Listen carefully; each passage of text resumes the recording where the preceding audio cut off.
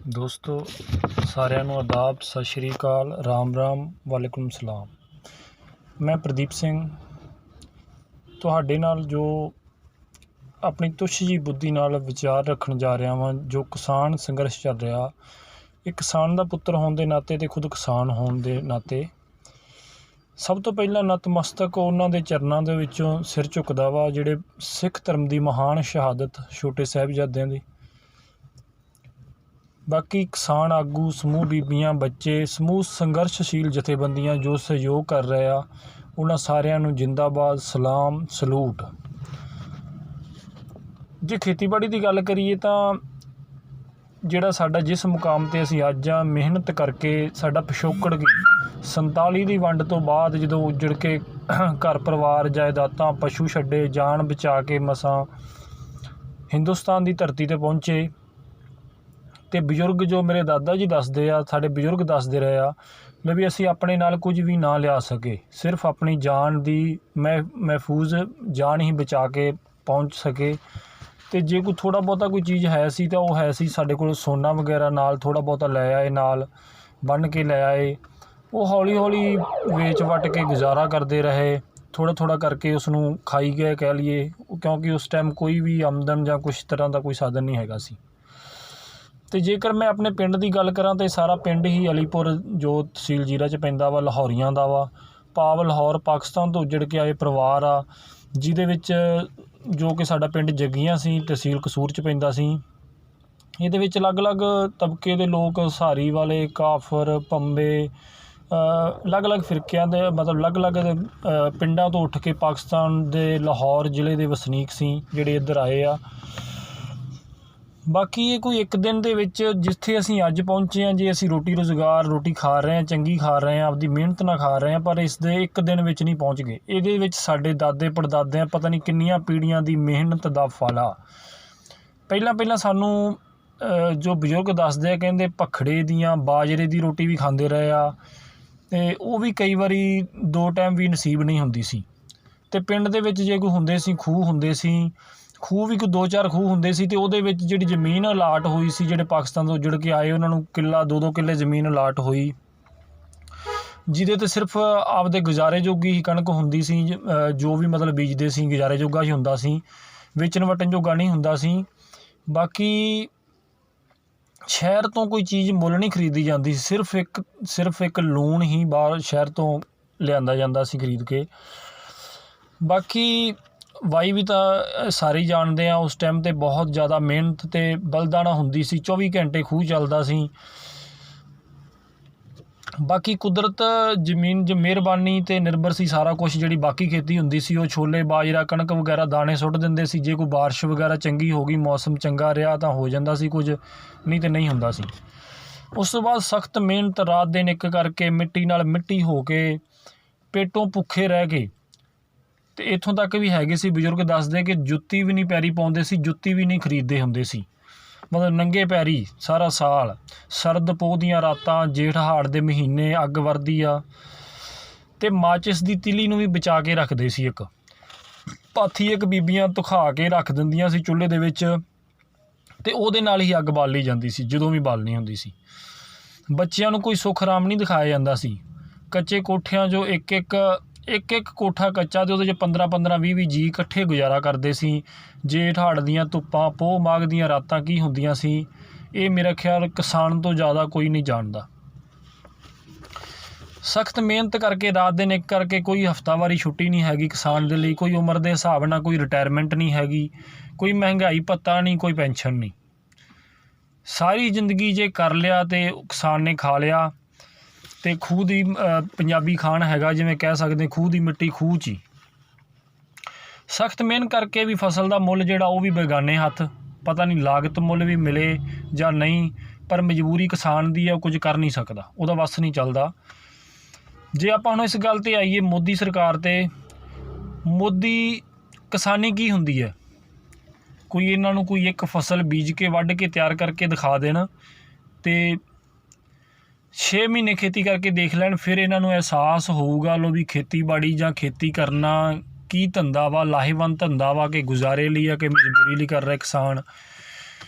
ਤੁਸੀਂ ਰੁਜ਼ਗਾਰ ਤਾਂ ਸ਼ਾਇਦ ਕੋਈ ਨਵਾਂ ਨਹੀਂ ਸਿਰਜ ਸਕੇ, ਜਿਨ੍ਹਾਂ ਕੋਲ ਰੁਜ਼ਗਾਰ ਹੈਗੇ ਉਹਨਾਂ ਨੂੰ ਵੀ ਖੋਹਣ ਦੇ ਮਤਲਬ ਉਤਾਵਲੇ ਹੋਏ ਬੈਠੇ ਹੋ। ਦੂਸਰਾ, ਤੁਹਾਡੀ ਕੋਈ ਯੋਗਤਾ ਜਾਂ ਕਾਬਲੀਅਤ ਨਾਲ ਨਹੀਂ ਤੁਸੀਂ ਕੋਈ ਅੱਗੇ ਆਏ ਜਾਂ ਦੇਸ਼ ਨੂੰ ਵਾਗਡੋਰ ਦੇਸ਼ ਦੀ ਸੰਭਾਲੀ। ਤੁਸੀਂ ਸਿਰਫ ਪੈਸੇ ਦੀ ਤਾਕਤ ਅਤੇ ਜਿਹੜਾ ਤੁਸੀਂ ਮੀਡੀਆ ਖਰੀਦਿਆ ਹੋਇਆ, ਭਾਰਤੀ ਮੀਡੀਆ ਤੁਹਾਡੇ ਕਹਿ 'ਤੇ ਕੰਮ ਕਰਦਾ ਵਾ, ਉਹਦੀ ਬਦੌਲਤ ਹੀ ਤੁਸੀਂ ਅੱਜ ਇਹਨਾਂ ਕੁਰਸੀਆਂ 'ਤੇ ਦੇਸ਼ ਦੇ ਸਰਵਉੱਚ ਅਹੁਦਿਆਂ 'ਤੇ ਸੁਸ਼ੋਭਿਤ ਹੋ। ਦੂਸਰਾ, ਸਾਡੀ ਚੋਣ ਪ੍ਰਣਾਲੀ ਜਿਹੜੀ ਹੈਗੀ ਆ ਉਹਦੇ ਅਨੁਸਾਰ ਵੀ ਜਿਹੜਾ ਕੁੱਲ ਵੋਟਰਾਂ ਦਾ ਜੇ ਤੁਹਾਨੂੰ ਕੋਈ 32% 35% ਵੀ ਵੋਟ ਮਿਲ ਗਈ, ਸੀਟ ਤਾਂ ਭਾਵੇਂ ਤੁਸੀਂ 300 ਤੋਂ ਵੀ ਉੱਪਰ ਲੈ ਜਾਓ, ਪਰ ਉਹ ਕੀ ਹੁੰਦਾ ਵਾ, ਉਹ ਜਿਹੜੀ ਉਹ ਦੇਸ਼ ਦੀ ਵਾਗਡੋਰ ਸੰਭਾਲ ਲੈਂਦੀ ਹੈ ਸਰਕਾਰ, ਭਾਵੇਂ ਕਿ ਤੁਹਾਡੇ ਵਿਰੁੱਧ 68% ਜਾਂ 65% ਲੋਕ ਵੀ ਤੁਹਾਡੇ ਓਪੋਜ਼ਿਟ ਉਹਨਾਂ ਨੇ ਵੋਟਿੰਗ ਪੋਲ ਕੀਤੀ ਹੋਵੇ। ਇਹ ਸਾਡੇ ਸਿਸਟਮ ਦੀ ਖਾਮੀ ਕਹਿ ਸਕਦੇ ਹਾਂ। ਬਾਕੀ ਜੇ ਕੋਈ ਦੇਸ਼ ਦਾ ਪ੍ਰਧਾਨ ਮੰਤਰੀ ਆ, ਉਹ ਕੋਈ ਉਹਨਾਂ 30-35% ਜਾਂ BJP ਜਾਂ RS ਨੂੰ ਰੀਪ੍ਰਜੈਂਟ ਕਰਦਾ, ਉਹ ਕੀ ਆ, ਉਹ ਸਾਰੇ ਦੇਸ਼ ਦਾ ਹੀ ਪ੍ਰਧਾਨ ਮੰਤਰੀ ਆ। ਉਹ ਸਾਰੇ ਦੇਸ਼ ਦੀ ਪ੍ਰਤੀਨਿਧਤਾ ਕਰਦਾ ਵਾ, ਚਾਹੇ ਉਹ ਦੇਸ਼ 'ਚ ਹੋਵੇ, ਚਾਹੇ ਦੇਸ਼ ਤੋਂ ਬਾਹਰ ਵਿਦੇਸ਼ 'ਚ ਵੀ ਕਿਤੇ ਵੀ ਕਿਸੇ ਵੀ ਦੌਰੇ 'ਤੇ ਜਾਂਦਾ ਜਾਂ ਕੋਈ ਸਮਝੌਤਾ ਵੀ ਕਰਦਾ। ਦੂਸਰੀ, ਤੁਹਾਨੂੰ ਤਕੀਦ ਇਹ ਆ, ਦੇਸ਼ ਦਾ ਪ੍ਰਧਾਨ ਮੰਤਰੀ ਜਿਹੜਾ ਅਹੁਦਾ ਵਾ ਉਹ ਉੱਚਾ ਵਾ ਅਤੇ ਉੱਚ ਕਿਰਦਾਰ ਦਾ, ਬਹੁਪੱਖੀ ਸ਼ਖਸੀਅਤ ਵਾਲਾ ਅਤੇ ਸਾਰੇ ਧਰਮਾਂ ਅਤੇ ਜਾਤਾਂ ਦੇ ਮਜ਼ਹਬਾਂ ਲਈ ਨਿਰਣਾਇਕ ਹੋਣਾ ਚਾਹੀਦਾ ਵਾ। ਪਰ ਇੱਥੇ ਕੁਝ ਉਲਟ ਹੀ ਹੈ। ਸਾਡੇ ਦੇਸ਼ ਦੇ ਪ੍ਰਧਾਨ ਮੰਤਰੀ ਚਾਹੇ ਮਨ ਕੀ ਬਾਤ ਕਰਦੇ ਆ, ਚਾਹੇ ਵੈਸੇ ਵੀ ਚੋਣ ਪ੍ਰਚਾਰ ਕਰਦੇ ਆ ਜਾਂ ਕਿਤੇ ਵੀ ਭਾਸ਼ਣ ਦਿੰਦੇ ਆ, ਤਾਂ ਉਹ ਸਾਨੂੰ ਦੱਸਦੇ ਆ, ਸ਼ਾਇਦ ਇਤਿਹਾਸ ਦੇ ਵਿੱਚ ਕੋਈ ਇਸ ਤਰ੍ਹਾਂ ਦਾ ਮੇਰਾ ਖਿਆਲ ਦੇਸ਼ 'ਚ ਕੋਈ ਪ੍ਰਧਾਨ ਮੰਤਰੀ ਨਹੀਂ ਹੋਇਆ ਹੋਣਾ, ਤੁਸੀਂ ਕੀ ਖਾਣਾ ਵਾ, ਕਦੋਂ ਖਾਣਾ ਵਾ, ਕੀ ਬੋਲਣਾ ਵਾ, ਕਦੋਂ ਬੋਲਣਾ ਵਾ, ਕੀ ਦੇਖਣਾ ਵਾ, ਕਿਸ ਦਾ ਵਿਰੋਧ ਕਰਨਾ ਵਾ, ਤੁਸੀਂ ਕੀ ਸੁਣਨਾ ਵਾ, ਕਿਵੇਂ ਖਰਚ ਕਰਨਾ ਵਾ, ਕਿਵੇਂ ਤੁਹਾਡੀ ਆਮਦਨ ਵਧੂਗੀ, ਇਹ ਸਵਾਲ ਕਰਦੇ ਨੇ ਸਾਡੇ ਦੇਸ਼ ਦੇ ਪ੍ਰਧਾਨ ਮੰਤਰੀ। ਅਤੇ ਕੀ ਇਹ, ਜੇ ਮੈਂ ਪੁੱਛਣਾ ਚਾਹੁੰਦਾ ਕਿ ਇਹ ਕੰਮ ਦੇਸ਼ ਦੇ ਪ੍ਰਧਾਨ ਮੰਤਰੀ ਦਾ ਵਾ, ਆਪਣੇ ਦੋਸਤਾਂ ਮਿੱਤਰਾਂ ਨੂੰ, ਕਿ ਇਹ ਜਿਹੜਾ ਕੰਮ ਆ ਇਹ ਦੇਸ਼ ਦੇ ਪ੍ਰਧਾਨ ਮੰਤਰੀ ਦਾ ਕੰਮ ਆ। ਬਾਕੀ ਜਿੰਨੇ ਤੁਹਾਡੇ ਮੰਤਰੀ ਨੇ ਉਹ ਸਾਰੇ ਅਨਪੜ੍ਹ ਅਤੇ ਭਗਵਾਂ ਕਰਨ, ਫਿਰਕਾ ਪ੍ਰਸਤੀ ਦੇ ਸ਼ਿਕਾਰ, ਪਤਾ ਨਹੀਂ ਉਹਨਾਂ 'ਚੋਂ ਜੇ ਦੇਖਿਆ ਜਾਵੇ, ਜੇ ਅਸਲੀਅਤ ਸਾਹਮਣੇ ਲਿਆਂਦੀ ਜਾਵੇ, ਪਤਾ ਨਹੀਂ ਕਿੰਨੇ ਕੁ ਅਪਰਾਧੀ ਨੇ, ਮਤਲਬ ਉਹ ਕਿਸੇ ਨਾ ਕਿਸੇ ਤਰੀਕੇ ਅਪਰਾਧ ਵਿੱਚ ਸ਼ਾਮਲ ਰਹੇ ਆ ਅਤੇ ਉਹਨਾਂ ਨੂੰ ਕੀ ਆ, ਦੇਸ਼ ਦੇ ਤੁਸੀਂ ਸਰਵਉੱਚ ਅਹੁਦਿਆਂ 'ਤੇ ਬਿਠਾਇਆ ਹੋਇਆ ਵਾ। ਕੇਂਦਰ ਦਾ ਕੋਈ ਵੀ ਮਹਿਕਮਾ, ਅਸਲ 'ਚੋਂ ਮਹਿਕਮਾ ਜੇ ਕੋਈ ਖੇਤੀਬਾੜੀ ਮੰਤਰੀ ਹੈ ਜਾਂ ਖੇਤੀਬਾੜੀ ਮਹਿਕਮਾ ਵਾ, ਤਾਂ ਉਹ ਅਸਲ ਦੇ ਵਿੱਚ ਇਹ ਹੋਣਾ ਚਾਹੀਦਾ ਵਾ ਕਿ ਉਹ ਬੰਦਾ ਉਸ ਲਾਈਨ ਦਾ ਸਪੈਸ਼ਲਿਸਟ ਮਾਹਰ ਹੋਵੇ, ਉਹਨੇ ਖੁਦ ਵੀ ਉਹ ਹੰਡ ਵਰਤ ਕੇ ਦੇਖਿਆ ਹੋਵੇ। ਜਿਹੜੇ ਬੰਦੇ ਨੇ ਕੋਈ ਖੇਤੀਬਾੜੀ ਕੀਤੀ ਨਹੀਂ, ਖੇਤੀਬਾੜੀ ਦਾ ਸਿਰਫ ਇੱਕ ਉਹਨੂੰ ਮਹਿਕਮਾ ਸ਼ਬਦ ਦਾ ਹੀ ਪਤਾ ਵਾ, ਖੇਤੀਬਾੜੀ ਮਹਿਕਮਾ, ਉਸ ਤੋਂ ਇਲਾਵਾ ਉਹਨੂੰ ਉਹਦੇ ਬਾਰੇ ਕੁਛ ਨਹੀਂ ਪਤਾ ਅਸਲ ਦੇ ਵਿੱਚ ਕੀ ਆ। ਖੇਤੀਬਾੜੀ ਕਮਰਿਆਂ ਦੇ ਵਿੱਚ ਬੈਠ ਕੇ ਉੱਚ ਅਹੁਦਿਆਂ 'ਤੇ ਕੁਰਸੀਆਂ 'ਤੇ ਬੈਠ ਕੇ ਖੇਤੀਬਾੜੀ ਨਹੀਂ ਹੁੰਦੀ। ਖੇਤੀਬਾੜੀ ਜਿਹੜਾ ਬੰਦਾ ਖੁਦ ਵਿਚਰਿਆ ਹੋਇਆ ਵਾ, ਜਿਹਨੇ ਉਸ ਚੀਜ਼ ਨੂੰ ਹੰਢਾਇਆ ਹੋਇਆ ਵਾ, ਮੇਰੇ ਕਹਿਣ ਦਾ ਭਾਵ ਆ ਕਿ ਕੋਈ ਖੇਤੀ ਨਾਲ ਮਾਹਰ, ਉੱਚ ਗਿਆਨਵਾਨ, ਬੁੱਧੀਵਾਨ ਵਿਅਕਤੀ ਹੀ ਇਸ ਅਹੁਦੇ 'ਤੇ ਸ਼ੋਭਿਤ ਹੋਣਾ ਚਾਹੀਦਾ ਹੈ, ਜਿਹਦੇ ਨਾਲ ਕਿ ਕਿਉਂਕਿ ਇੱਕ ਵਿਅਕਤੀ ਜੇ ਇਸ ਤਰ੍ਹਾਂ ਦੇ ਅਹੁਦੇ 'ਤੇ ਬੈਠਦਾ ਵਾ ਤਾਂ ਸਾਰੇ ਲਗਭਗ 1.25 ਕਰੋੜ ਲੋਕਾਂ ਦੇ ਲਈ ਫੈਸਲਾ ਲੈਂਦਾ ਵਾ, ਅਤੇ ਜੇ ਉਹਦਾ ਇੱਕ ਵੀ ਫੈਸਲਾ ਗਲਤ ਹੋ ਗਿਆ ਤਾਂ 1.25 ਕਰੋੜ ਲੋਕਾਂ ਨੂੰ ਸਜ਼ਾ ਭੁਗਤਣੀ ਪੈਂਦੀ ਹੈ। ਦੂਸਰਾ, ਜੇ ਦੇਖਿਆ ਜਾਵੇ ਤਾਂ ਤੁਹਾਡੀ ਕੀ ਕੁਰਬਾਨੀ ਹੈ। ਜੇ ਤੁਸੀਂ ਆਪਣੇ ਆਪ ਨੂੰ ਦੇਖੋ, ਜਿੰਨੇ ਵੀ ਤੁਸੀਂ ਉਹ ਸੈਂਟਰ ਦੇ ਵਿੱਚ ਜਿੰਨੇ ਵੀ ਤੁਸੀਂ ਸ਼ੋਭਿਤ ਮਿਨਿਸਟਰੀਆਂ ਦੇ ਨਾਲ ਨਵਾਜੇ ਗਏ ਹੋ, ਕਿ ਤੁਹਾਡੇ ਕੋਲ ਤੁਹਾਡੀ ਦੇਸ਼ ਲਈ ਕੀ ਕੁਰਬਾਨੀ ਆ। ਜਿੰਨੇ ਤੁਸੀਂ ਦੇਸ਼ ਲਈ ਜਿੰਨੇ ਕੌਡੀ ਨਹੀਂ ਕੀਤਾ, ਉਹ ਅਹੁਦਿਆਂ 'ਤੇ ਬੈਠ ਗਏ, ਅਤੇ ਜਿਨ੍ਹਾਂ ਨੇ ਦੇਸ਼ ਲਈ ਸਭ ਕੁਝ ਕੁਰਬਾਨ ਕੀਤਾ, ਦੇਸ਼ ਲਈ ਮਰ ਮਿਟ ਗਏ, ਅਤੇ ਅੱਜ ਵੀ ਸਰਹੱਦਾਂ 'ਤੇ ਰਾਤ ਨੂੰ 24 ਘੰਟੇ ਦੇਸ਼ ਦੀ ਆਨ ਅਤੇ ਸ਼ਾਨ ਲਈ ਮਰ ਮਿਟਦੇ ਆ, ਉਹਨਾਂ ਨੂੰ ਤੁਸੀਂ ਕੀ ਕਹਿ ਰਹੇ ਹੋ, ਕੀ ਤੁਸੀਂ ਦੇ ਰਹੇ ਹੋ ਉਹਨਾਂ ਨੂੰ ਤੁਸੀਂ ਕਹਿ ਰਹੇ ਹੋ ਕਿ ਉਹ ਅੱਤਵਾਦੀ ਆ, ਪਾਕਿਸਤਾਨ ਤੋਂ ਆਏ ਆ ਜੀ, ਚੀਨ ਤੋਂ ਆਏ ਆ। ਬਾਕੀ ਮੇਰੀ ਤਾਂ ਇਹੋ ਹੀ ਤਕੀਦ ਹੈ ਕਿ ਤੁਸੀਂ ਆਪਣਾ ਇੱਕ ਬੱਚਾ ਆਰਮੀ ਦੇ ਵਿੱਚ ਭੇਜੋ, ਜਿਸ ਤਰ੍ਹਾਂ ਕਈਆਂ ਦੇਸ਼ਾਂ ਦੇ ਵਿੱਚ ਹੈ ਨਾ। ਦੇਸ਼ ਦੇ ਵਿੱਚ ਜ਼ਰੂਰੀ, ਹਰੇਕ ਪਰਿਵਾਰ ਲਈ ਜ਼ਰੂਰੀ ਚਾਹੀਦਾ ਵਾ ਕਿ ਉਸ ਪਰਿਵਾਰ ਦਾ ਇੱਕ ਬੱਚਾ ਜਿਹੜਾ ਉਹ ਆਰਮੀ ਦੇ ਵਿੱਚ ਜ਼ਰੂਰ ਹੋਵੇ, ਅਤੇ ਦੂਸਰੇ ਬੱਚੇ ਨੂੰ ਤੁਸੀਂ ਇੱਕ ਬੱਚੇ ਨੂੰ ਕਿਸਾਨ ਬਣਾਵੋ, ਫਿਰ ਤੁਹਾਨੂੰ ਸਹੀ ਅਰਥਾਂ ਦੇ ਵਿੱਚ ਜੈ ਜਵਾਨ ਤੇ ਜੈ ਕਿਸਾਨ ਦੇ ਨਾਅਰੇ ਦਾ ਪਤਾ ਲੱਗੂਗਾ ਤੇ ਜਵਾਨ ਤੇ ਕਿਸਾਨ ਦਾ ਦਰਦ ਕੀ ਹੁੰਦਾ ਵਾ ਇਹ ਵੀ ਪਤਾ ਲੱਗ ਜੂ। ਦੂਸਰਾ, ਇਹ ਦੇਸ਼ ਲੋਕਤੰਤਰ ਤੋਂ ਤਾਨਾਸ਼ਾਹ ਰੂਪ ਦੇ ਵਿੱਚ ਆ ਗਿਆ ਵਾ। ਇਸ ਦੇਸ਼ ਦੇ ਵਿੱਚ ਡਿਕਟੇਟਰਸ਼ਿਪ ਚੱਲ ਰਹੀ ਆ। ਕਿਸੇ ਵੀ ਇਹ ਦੇਸ਼ ਜਿਹੜਾ ਹੈਗਾ ਵਾ ਕਿਸੇ ਇੱਕ ਧਰਮ ਦਾ, ਕਿਸੇ ਇੱਕ ਜਾਤ ਦਾ, ਇੱਕ ਫਿਰਕੇ ਦਾ ਨਹੀਂ, ਇਹ ਸਭ ਦਾ ਸਾਂਝਾ ਵਾ। ਇਹ ਸਭ ਦੀ ਕੋਸ਼ਿਸ਼ ਨਾਲ ਹੀ, ਸਭ ਦੀ ਸਾਂਝ 'ਚ ਹੀ ਇਹ ਦੇਸ਼ ਦੀ ਜਿਹੜੀ ਆ ਭਲਾਈ ਆ। ਦੇਸ਼ ਦਾ ਕੋਈ ਵੀ ਮਸਲਾ ਹੋਵੇ ਤੁਸੀਂ ਉਂਗਲ ਚੱਕ ਲੈਂਦੇ ਹੋ, ਕਦੇ ਪਾਕਿਸਤਾਨ ਕਦੇ ਚੀਨ 'ਤੇ, ਪਰ ਤੁਹਾਡਾ ਖੁਫੀਆ ਤੰਤਰ ਇਹਨਾਂ ਏਜੰਸੀਆਂ ਕੀ ਕਰਦੀਆਂ? ਸਿਰਫ ਦੇਸ਼ ਦੇ ਲੋਕਾਂ ਨੂੰ ਇਹ ਤੰਗ ਕਰਨ ਲਈ ਹਨ।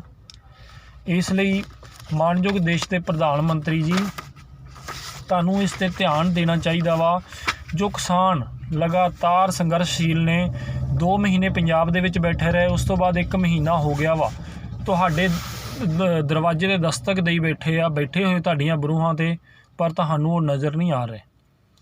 ਪਰ ਸਭ ਤੋਂ ਵੱਡੀ ਅਤੇ ਅਨੋਖੀ ਗੱਲ ਇਹ ਆ ਕਿ ਜਿਹੜੀ ਸਰਕਾਰ, ਲੋਕਤੰਤਰ ਅਸੀਂ ਕਹਿ ਰਹੇ ਲੋਕਤੰਤਰੀ ਸਰਕਾਰ ਆ, ਲੋਕਤੰਤਰੀ ਸਰਕਾਰ ਤਾਂ ਲੋਕਾਂ ਦੀ, ਲੋਕਾਂ ਦੁਆਰਾ ਅਤੇ ਲੋਕਾਂ ਦੀ ਹੁੰਦੀ ਆ। ਪਰ ਅਸਲ ਦੇ ਵਿੱਚ ਕੀ ਹੋ ਰਿਹਾ ਵਾ, ਜੇਕਰ ਤੁਹਾਨੂੰ ਸੱਚਮੁੱਚ ਹੀ ਲੋਕਤੰਤਰ ਹੁੰਦਾ ਤਾਂ ਤੁਸੀਂ ਇੰਨੀ ਦੇਰ ਤੱਕ ਬੈਠਣ ਨਹੀਂ ਦੇਣਾ ਸੀ ਇਹਨਾਂ ਨੂੰ। ਤੁਹਾਨੂੰ ਵੋਟ ਦੀ ਕੀਮਤ ਜਾਂ ਵੋਟ ਦੀ ਕਦਰ ਨਹੀਂ ਹੈਗੀ, ਨਾ ਤੁਹਾਨੂੰ ਵੋਟਾਂ ਦੀ ਲੋੜ ਆ। ਤੁਸੀਂ ਇਹ ਸਮਝਦੇ ਅਸੀਂ ਵੋਟਾਂ ਨਾਲ ਤਾਂ ਬਣਨਾ ਹੀ ਨਹੀਂ, ਅਸੀਂ ਤਾਂ EVM ਮਸ਼ੀਨ ਦੇ ਦੁਆਰਾ ਹੀ ਸਰਕਾਰ ਬਣਾਉਣੀ ਆਪਣੀ, ਜਿਸ ਦੇ ਲਈ ਤੁਸੀਂ ਹਾਰਦੇ ਹੋਏ ਵੀ, ਜਿਸੇ ਤੁਹਾਡਾ ਕੋਈ ਵਜੂਦ ਹੀ ਨਹੀਂ ਹੁੰਦਾ, ਉੱਥੇ ਵੀ ਤੁਸੀਂ ਇਹ ਦਾਅਵੇ ਕਰਦੇ ਹੋ ਕਿ ਸਾਰੇ ਦੀਆਂ ਸਾਰੀਆਂ ਸੀਟਾਂ ਅਸੀਂ ਜਿੱਤਣੀਆਂ ਵਾ। ਸੋ ਮਿਹਰਬਾਨੀ ਕਰਕੇ ਇਹ ਦੇਸ਼ ਦੇ ਜੋ ਬਿਰਾਜਮਾਨ ਆ, ਤੁਸੀਂ ਪ੍ਰਧਾਨ ਮੰਤਰੀ ਹੋ ਦੇਸ਼ ਦੇ, ਜਿੰਨੇ ਵੀ ਮਿਨਿਸਟਰ ਹੋ, ਮਿਹਰਬਾਨੀ ਕਰਕੇ ਕਿਸਾਨ ਸੰਘਰਸ਼ ਨੂੰ, ਜੋ ਆਪਦੇ ਹੋਂਦ ਬਚਾਉਣ ਦੇ ਲਈ ਲੜ ਰਹੇ ਆ, ਉਹਨਾਂ ਦੀ ਗੱਲ ਸੁਣੋ, ਉਹਨਾਂ ਦਾ ਹੱਲ ਕਰੋ, ਤਾਂ ਕਿ ਉਹ ਵੀ ਆਪਣੇ ਘਰਾਂ ਪਰਿਵਾਰਾਂ ਦੇ ਵਿੱਚ ਸੁੱਖ ਆਰਾਮ ਨਾਲ ਪਹੁੰਚ ਸਕਣ। ਸੋ ਕਿਸਾਨ ਏਕਤਾ ਜਿੰਦਾਬਾਦ, ਸੰਯੁਕਤ ਕਿਸਾਨ ਮੋਰਚਾ ਜਿੰਦਾਬਾਦ, ਕਿਸਾਨ ਮਜ਼ਦੂਰ ਏਕਤਾ ਜਿੰਦਾਬਾਦ। ਧੰਨਵਾਦ ਦੋਸਤੋ।